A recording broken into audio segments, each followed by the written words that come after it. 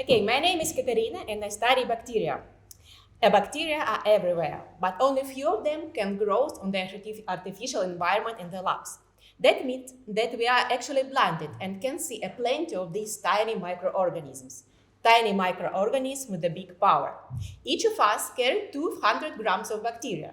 Basically, our body contains 10 times more bacterial cells than the human cells, just because the bacterial cells are much smaller.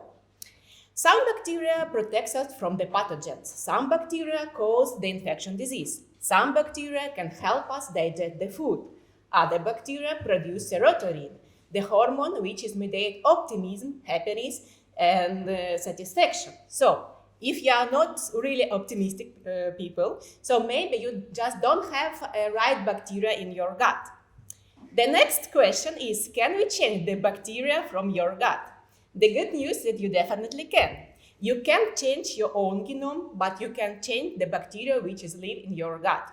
But the bad news is that we are far away from this in practice. My project is dedicated to this problem. I actually found the small pieces of DNA from the all organisms in human gut and create from them bacterial genomes to find these hidden bacteria.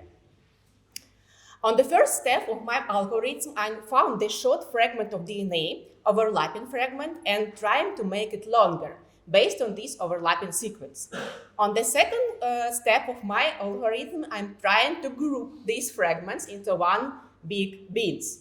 I'm using some different features from different genomes to group them, like different abundance of different letters in the genomes, different abundance of these sequence in the samples, and others. On the next step, I evaluate the completeness of the genome based on a number of genes which should be present in bacteria.